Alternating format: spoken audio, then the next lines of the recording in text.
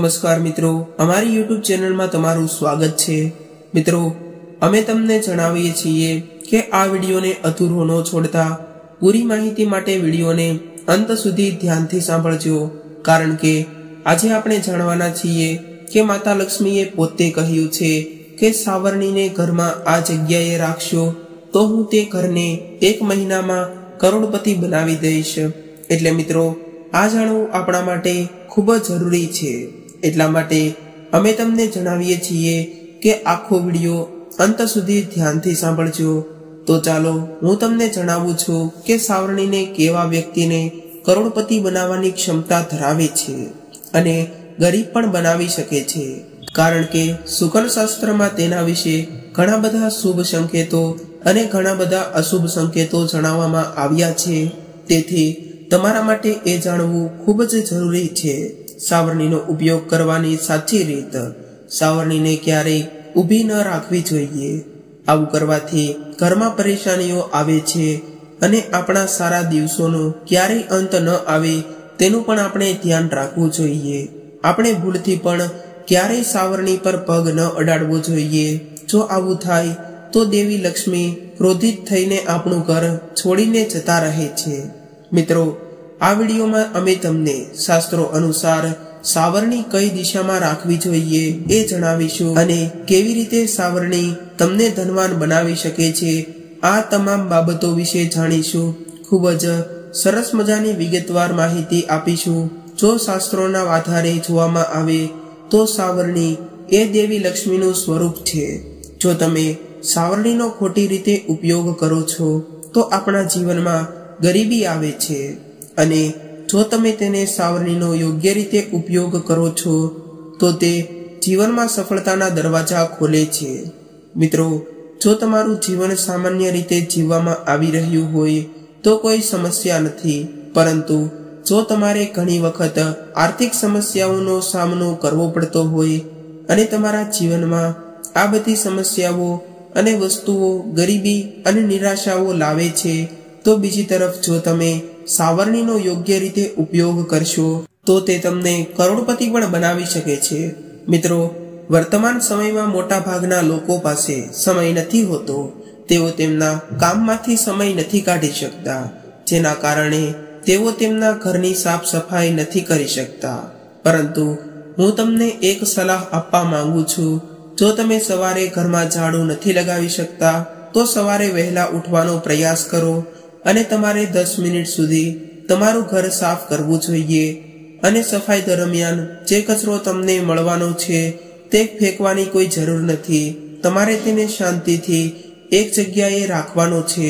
જો તમે સાંજે ઝાડુ મારો છો તો તમારે જે કચરો એકત્રિત કર્યો હોય તે કચરો ફેંકવાની કોઈ જરૂર નથી। હવે અમે તમને જણાવવા જઈ રહ્યા છીએ કે કઈ દિશામાં સાવરણી રાખવી જોઈએ અને ક્યારે સાવરણી ખરીદવી જોઈએ, તેમજ ક્યારે તેને ફેંકી દેવી જોઈએ અને કયા દિવસે નવી સાવરણીનો ઉપયોગ કરવો જોઈએ। તો મિત્રો, આગળ વધતા પહેલા આપને વિનંતી છે કે અમારો વિડીયો પસંદ આવે તો અત્યારે જ આ વિડીયોને લાઈક, શેર અને નવા હોય તો અમારી ચેનલને જરૂરથી સબસ્ક્રાઇબ કરી લેજો અને કોમેન્ટ બોક્સમાં જય શ્રી રામ, જય બજરંગબલી લખવાનું ભૂલશો નહીં।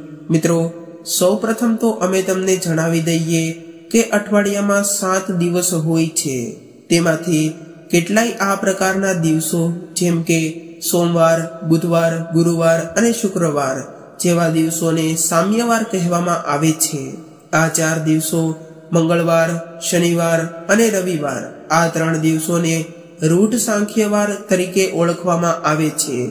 મિત્રો, જો તમે સામ્યવારે ગમે ત્યારે સાવરણીથી ઘર સાફ કરી શકો છો, પરંતુ તમારે આ વારે સાવરણી ન ખરીદવી જોઈએ। જો તમે સાવરણી વાર મુજબ ખરીદવા માંગતા હોય તો તમારા માટે આ દિવસોમાં ખરીદવી ખૂબ જ ફાયદાકારક માનવામાં આવે છે। મોટા તહેવારો પણ દિવાળી, ધનતેરસની જેમ તમે સાવરણી ખરીદીને તમારા ઘરે લાવી શકો છો। તે ખૂબ જ શુભ અને ભાગ્યશાળી માનવામાં આવે છે। હંમેશા સખત અને મજબૂત સાવરણીનો જ ઉપયોગ કરવો જોઈએ। મિત્રો, જો તમે રવિવારે સાવરણી ખરીદવા માંગતા હોય તો તેનાથી જીવનમાં ધનની ખોટ થાય છે। તો ચાલો તમને જણાવીએ કે ક્યારે તમારે નવી સાવરણી ખરીદવી જોઈએ. જો તમે નવી સાવરણી ખરીદીને તેને ઘરે લાવો છો તો તમારે શનિવારથી જ તેનો ઉપયોગ કરવાનું શરૂ કરવું જોઈએ. જો આપણે દિશાની વાત કરીએ તો મિત્રો, આપણે ક્યારેય પણ સાવરણીને પૂજા ઘરમાં સામે ન રાખવી જોઈએ. જે દિશામાં આપણે પૂજા રૂમ બનાવીએ છીએ, એટલે કે તેને ઈશાન દિશા કહેવામાં આવે છે, આપણા ઘરનો ઉત્તર પૂર્વ ખૂણો હોય છે. આ કારણ કે ત્યાં પૂજા સ્થળ હોય છે. પૂજા રૂમમાં ભૂલથી પણ સાવરણી ન રાખવી જોઈએ. જો તમે પૂજા સ્થાનમાં સાવરણી રાખો છો તો તે તમારા પૂજા રૂમમાં ભગવાન આગમનના અવરોધો બનાવે છે અને તેનાથી દુઃખ અને ગરીબી આવવા લાગે છે. તેથી તમારે ભૂલથી પણ પૂજા ઘરમાં સાવરણી ન રાખવી જોઈએ. મિત્રો, ભૂલથી પણ તમારે સાવરણી ઉત્તર પૂર્વ ખૂણામાં ન રાખવી જોઈએ. તમારા ઘરનો પશ્ચિમ ખૂણો અથવા તો દક્ષિણ પશ્ચિમ ખૂણો છે, જો તમે તે દિશામાં સાવરણી રાખો છો તો દેવી લક્ષ્મી તમારા ઘરમાં આર્થિક મદદ કરશે. આવું કરવાથી તમારા જીવનમાં ક્યારેય પૈસાની કમી નહીં આવતી. આવું કરવાથી ક્યારેય તમારા જીવનમાં પૈસાની કમી નથી આવતી. ઘરનો દક્ષિણ પશ્ચિમ ખૂણો ઘરના માલિકની દિશા હોય છે. આ દિશામાં સાવરણી રાખશો તો તે ઘરની સમૃદ્ધિમાં મદદ કરશે. આવું કરવાથી ઘરની સંપત્તિ દિવસ રાત બમણી થતી જાય છે. મિત્રો, હવે આપણે એ જાણી લઈએ કે ઘરમાં કયા દિવસે ઝાડુ લગાવવું જોઈએ. તો શાસ્ત્રોમાં ઝાડુ કરવા અને વાળવા માટેના 4 પ્રહરનો ઉલ્લેખ છે. તમારે પ્રથમ 4 કલાકમાં ઘરને સાફ કરવું જોઈએ અને તમે રાત્રિના 4 પ્રહરમાં ઝાડુ લગાવો છો તો તમારા ઘરમાં ગરીબી આવવા લાગે છે. પરંતુ વર્તમાન સમયમાં મોટા ભાગના લોકો પાસે સમય નથી હોતો, જેના કારણે તેઓ યોગ્ય સમયે ઝાડુ નથી લગાવી શકતા. પરંતુ મિત્રો, અમે તમને જણાવી દઈએ કે તમારે હંમેશા પહેલા 4 પ્રહરમાં જ ઝાડુ લગાવવું જોઈએ. મિત્રો, તમારા ઘરના મંદિર અને ઘરને સાફ કરવા રાખવું જોઈએ. આનાથી ઘરમાં માતા લક્ષ્મીનું આગમન ખૂબ ઝડપથી થાય છે. મિત્રો, માતા લક્ષ્મીને સ્વચ્છતા પસંદ છે. તેથી દેવી લક્ષ્મીના આગમન માટે તમારે તમારા ઘરમાં કોઈ સ્વચ્છ જગ્યા પસંદ કરવી જોઈએ અને હંમેશા તે જ જગ્યાની સફાઈ કરતા રહેવું જોઈએ. તમને જણાવી દઈએ કે તમારે રાત્રે ક્યારેય ઝાડુ ન લગાવવું જોઈએ. આવું કરવાથી ઘરમાં દરિદ્રતા આવે છે. ઝાડુ કરતી વખતે કદાચ તમે સાવરણીને પગ અડાડો છો તો તેને ગરીબીની નિશાની માનવામાં આવે છે. તેથી ઝાડુ મારતી વખતે સાવરણીને આપણો પગ ક્યારેય સ્પર્શ ન થવા દેવો જોઈએ. મિત્રો, સાંજના સૂર્યાસ્ત પહેલા સાવરણીની ધૂળ ક્યારેય ઘરની બહાર ન નીકળવી જોઈએ. શાસ્ત્રો પ્રમાણે આ માટીને માતૃકા માટી તરીકે ઓળખવામાં આવે છે. જો તમે આ માટીને ઘરની બહાર ફેંકી દો છો, તમારા ઘરની બહાર નીકળી જાય છે. મિત્રો, તમારે તમારા ઘરની અમુક ગુપ્ત જગ્યાએ હંમેશા ઝાડુ રાખવું જોઈએ. આવી જગ્યાએ સાવરણી રાખવી તેને ઉત્તમ માનવામાં આવે છે. તમારે તમારા ઘરના મંદિરમાં અથવા પલંગની નીચે ક્યારેય સાવરણી ન રાખવી જોઈએ. આવું કરવાથી ઘરમાં અનાજની અછત થાય છે અને તમારે સ્વાસ્થ્ય સંબંધિત સમસ્યાઓનો પણ સામનો કરવો પડી શકે છે.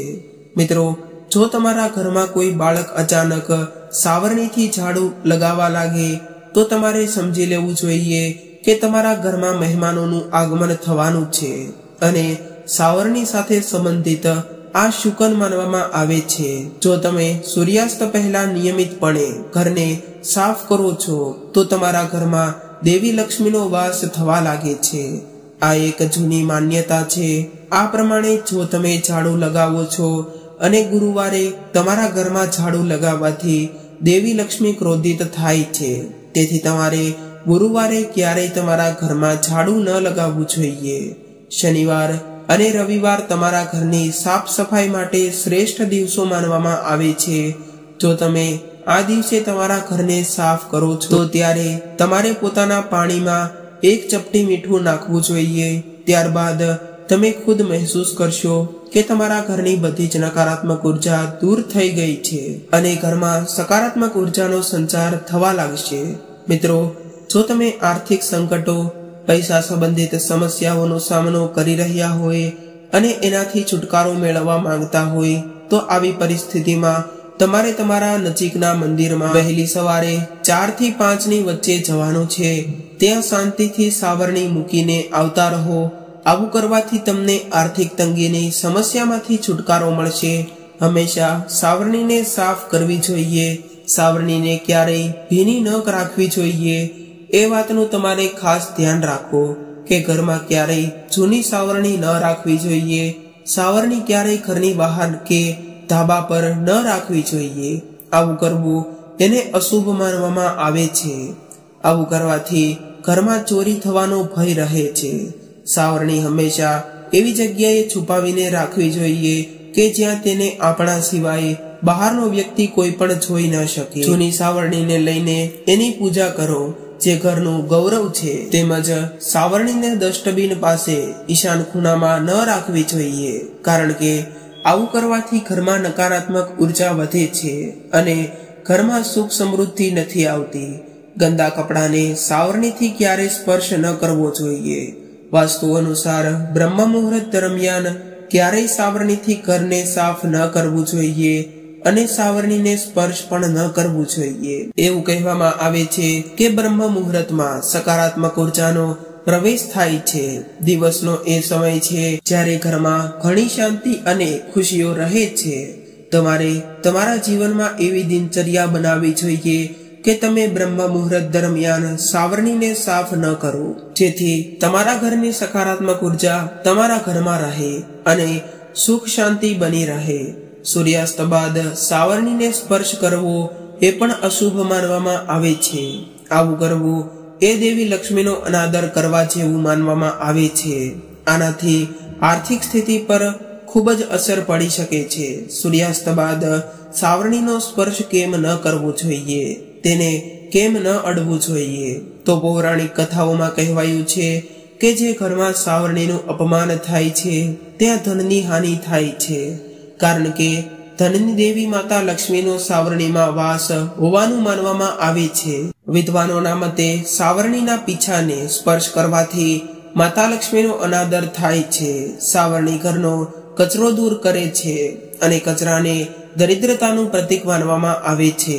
વાસ્તુશાસ્ત્ર અનુસાર સૂર્યોદય પછીનો સમય ઘર સાફ કરવા માટે યોગ્ય છે. એવું માનવામાં આવે છે કે જે ઘરની નિયમિત સફાઈ કરવાથી ઘરમાં સુખ સમૃદ્ધિ આવે છે.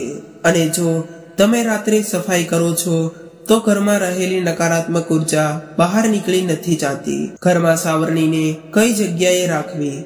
તો તમારે સાવરણીને ઘરમાં એવી જગ્યાએ રાખવી જોઈએ કે જ્યાંથી તે કોઈ દેખાતી ન હોય. કે આ દિવસે તમારે ઘરમાં ઝાડુ ન લગાવવું જોઈએ. જો તમારા ઘરમાં કોઈ પૂજા કે અનુષ્ઠાન થઈ રહ્યું છે તો પૂજા પહેલા જ ઘરમાં ઝાડુ લગાવવું જોઈએ. પૂજા કર્યા બાદ ઘરમાં ઝાડુ ન લગાવવું જોઈએ. આવું કરવાથી પૂજા કર્યા બાદ ઘરમાં જે સકારાત્મક ઉર્જાનો સંચાર થતો હોય છે તે ઘરની બહાર નીકળી જાય છે.